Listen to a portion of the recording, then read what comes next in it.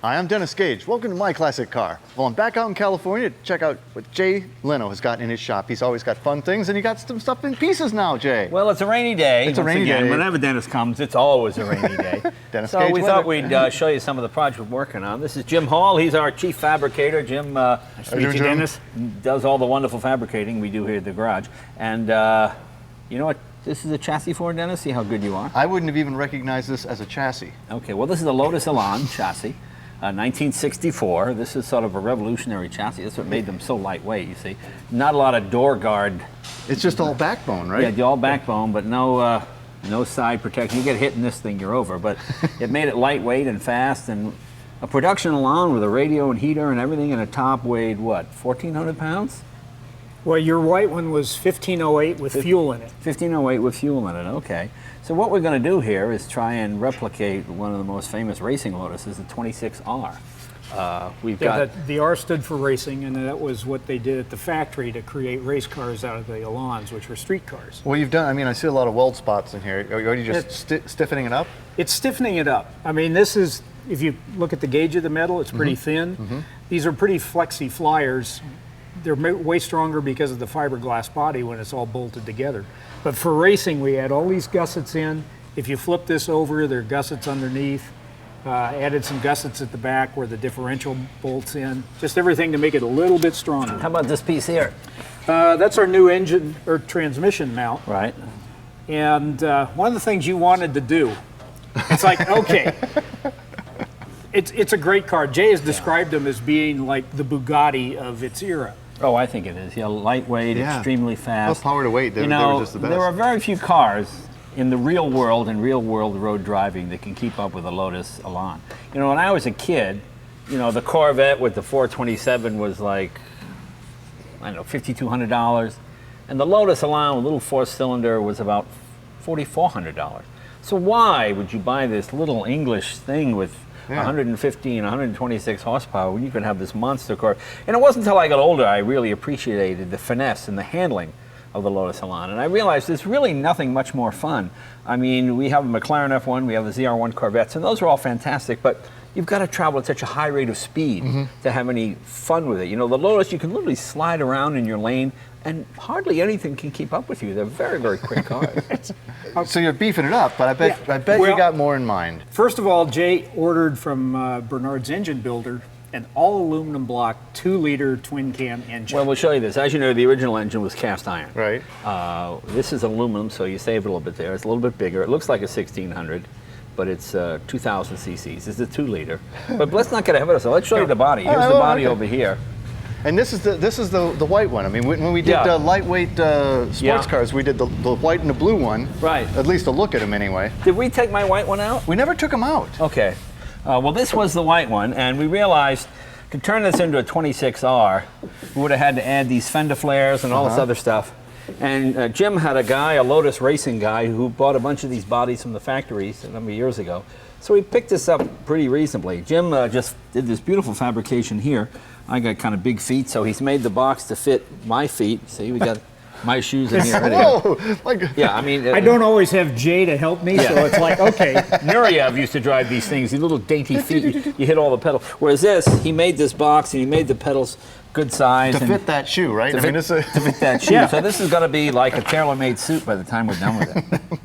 So this is the lightweight body, as you can see. So this isn't actually the white body. No. Did you save the white body? I have the white body, yeah. This is the racing 26R. Wow. So, and this body only weighs 74 kilograms. The whole body? Yeah. Whole body. So what, you do the math, that's like 150 pounds for the whole body. Pretty amazing, pretty amazing. And when you get hit with an SUV in this baby, you know it. So that's... Actually you don't, because you're not here anymore. This is where obviously the roll bar is going to go. The 26R did not have the flip-up headlights. So you're just going to go plexiglass or something? Plexiglass. This won't have it either. But come on, we'll show you that engine and transmission combination we were talking about. Where do you have that stashed? Back in the engine room. Back in the engine room. Here is that engine that we had made. It's 2-liter. It's well over 200 horsepower, which is a lot better than the 115. It's probably 2 1/4, something like that. It's got the big Webers on it. And where's our gearbox? Gearbox is on the pallet next to it. Oh, here we go. Here we are. That was one of Jay's other things. He heard that their Quaife made a 6-speed sequential gearbox. Sequential. As you know, the original Lotus was a 4-speed. This is a 6-speed sequential, just bang, bang, bang, bang, bang. So this car should be pretty fast and pretty bulletproof too. I mean, it'll be just be pretty a go-kart. fast. Yeah, but as you can see, this This is it here. beautiful. Yeah. So, and it's pretty light too. It's not that heavy a motor. You can lift Oh, it yeah. up. It's That's not not heavy. Not that heavy. But it looks like one of the cast iron. Yeah. Well, you know, that's an original valve cover, Yeah. and that's about the only thing left on the engine that is This is original. Yeah. That's basically where we are here. Okay, so that's the Lotus. That's the Lotus. What did you have ripped apart beside it? Oh, right beside it is a car most Americans have never heard of. Come here, I'll show you that. Back out of the engine room. Well, this car here, you got here a little late. We just started to tear into this week. Kind of a fixer-upper. Well, this is a car that hasn't been started since the mid-50s. It is a 1935 Frazer Nash TT Special, TT Replica. This is not a car that is well known here in America. Well, certainly Frazer and Nash. No, are not names, even but that's the same, not even not even the same company. because this is an English car, right? English car, yeah, totally English car. And the Frazer Nash Club in England is very. I went over there years ago to try and buy one. They don't like them leaving the country. You know, they get a little bit. You know, they show up at the dock with sticks. I said, well, that's not going to happen. So, I knew there were a few in the United States, and I found this one up in Washington State. It's the real key to these things. These were incredibly fast race cars, especially when tracks were sort of semi-paved. Because it had this gearbox. This is your gearbox here. They call this a Frazer Nash chain drive. Somewhat primitive, but you can slam shift, bang, bang, bang. You can shift it as fast as you could shift any modern car. That's the cool thing about it, is that the chains would jump here with these dogs. And makes all sorts of cool noises. It's a solid axle, so there's almost like it's locked up, so you tend to eat through tires when you slide around corners with it. But incredible traction in corners, and you could slide around them, and they were really fast, very lightweight, about the size of an MGTD.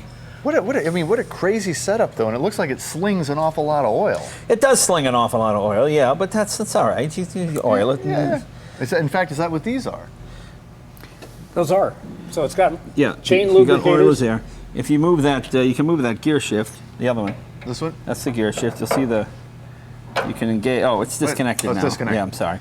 It's disconnected right now, but that gives you some idea how it works. There's the radiator for it. Here's the engine here. That's your drive shaft. Wow. Connects right to there. And the spring on it? That's the spring on your drive shaft. This is a Blackburn engine, twin cam, 3 carburetors. Aluminum block? Aluminum block, very sophisticated. Yeah, you know, Frazer Nash would use whatever engines were available. Some had Meadows, some had Blackburn, some had Anzani, and that's what this is. And what vintage engine is this? What year? Same as the car, 35. 35? Everything on this car came with it from the factory. They built, 83 of these? About TT 83. replicas, yeah. When this thing is basically a 1700 cc engine. I mean, it's a 6-cylinder Right. engine, but it's a small motor. Yeah. Yeah. It looks like a Ford, doesn't it? It does. It's Yeah, an odd design. Tiny little side draft carburetors. But you know, if this said Alfa Romeo or Ferrari on it, it'd cost a fortune. But it was pretty advanced, you know, like you say, twin cam, 3 carburetors. It makes some horsepower, so when this thing gets back together, it'll go pretty good. Still ahead, there's more cool toys to check out in Jay Leno's shop. Welcome back to My Classic Car. I still don't understand these things. These things are, this is like Jetson technology. It really is. You know, when we were a kid, you'd watch the Jetson and you'd press steak dinner and a baked potato and a steak and a big God, piece of nice. chocolate cake would come out, you know, in 2 seconds. It's making a part right now. I don't know if you can see it. Let me see, is the light on or off? Okay, I'm going to put the light back on. Here we go. And the way it works is, well, here, let's go to the computer. It scans a part. It scans it 1,000,000 parts per square inch, and it will make you an exact copy. You put a wrench in, and you get a wrench out. That functions like, you don't And get it the functions pieces. just you like get- this. You put an extremely complicated piece like this in, you design this on a computer, you press a button, it makes it for you, And it comes out like that. comes out exactly like that. You broke your wife's vase, she's You're going in to kill trouble, you. right? You scan it, you make a new one, You can even put the design on the inside, which the original artist couldn't do. The way it works is, for example, just to see a chain, we put a chain in. Obviously, you wouldn't make a chain out of plastic, but we put a chain in. See, the way it does is you have this, here you go. Essentially this plastic, and what this does is it scans it at 1,000,000 points per square inch, 3D, and this lays it on, neat. You'll see the thing going back Layer and forth. by layer by layer. Layer by layer by layer. It does it in this kind of a wax type material, though not wax. Then you put this in hot water in a solution. This melts away, and you're left with your finished piece. So that in there is laying down both the white and the black. Right. And it's computer's calculated all the space Right, that exactly. I need between the chains, so when the black stuff's gone, it functions. For example, here's a fitting for a Stanley steamer. This is made of brass. You're not going to find one of these. So you scan it, and then you take it to a machinist. This is a feed water heater for a white steam car, a 1907. You're not going to find one of these. You design it on the computer. You can either copy the original one and scan it, Yeah. or you can draw your own and make a new one. It'll make you an exact. There's not a piece for your car you can't make. You can do connecting rods. You can, if you have a car and your door handles are missing, you got a picture of the original door handle. Scan the original picture. It'll make you the original door handle. Now it'll make it in this plastic, and then It'll make it in from plastic. that you can Right. make the mold. For example, if I was to take the metal original piece to a pattern maker, they wanted $4,500 to make the pattern for this. I got it made in metal for $200. Everything done. Okay. You just said you didn't want to be blown I up. don't want to be blown up again. Dan's mustache looked like yours last week. What a weenie. Hair on these arms. We don't get blown up. Light, baby. Smoke signals.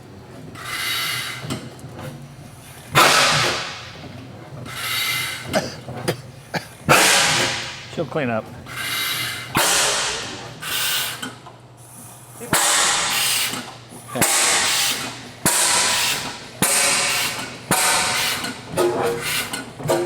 See, once it's running on gas, natural gas, it'll quiet down. Advance it? Yeah.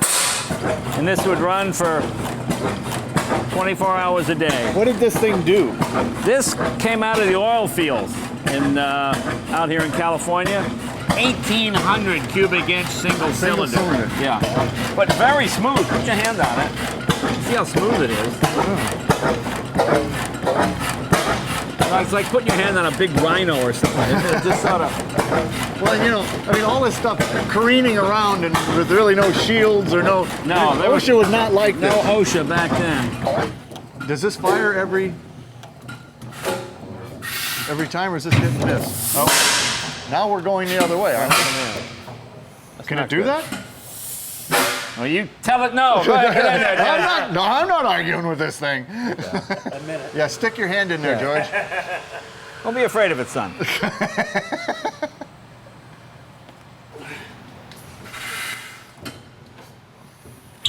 Whoa.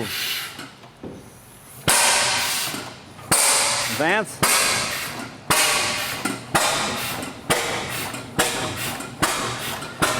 Get all this working. And this is just, you just put oil there and it just leaves? Yes, it seeps down in there. But it could tear you to pieces. Yeah. Look at this piston. And you'll see she's got a thermometer on there to gauge your water temperature. Since it's not under load, it won't really get that hot. So that's a water cooled, it is water cooled? Water cooled, yeah. What is that, jacketed then? Yeah, jacketed. These are all your oilers. Magneto, cam. These used to run 24 hours a day, all day. They just never wear out. Guy would come around and refill the oil cups every now and then. But they're just beautiful built machines because they wear all their machinery on the outside, you know? You can see everything moving. I think that's the issue OSHA would have with it, actually. Yeah. Well, you know, you never cease to amaze me, Jay. Yeah, it's kind of fun. Yeah, it is. You know, it's Rainy day fun. rainy day fun. Next week, we'll travel to West Point, Nebraska for their last Fling Till Spring car show. This downtown gathering in America's heartland brings in some amazing machines, not to mention some of the biggest trophies I've ever seen. Plus, we'll talk about a great resource for finding parts for your ride. So until our next meeting, remember, honor the timeless classics. I'm Dennis Gage with Jay Leno and a really weird contraption. Happy motoring.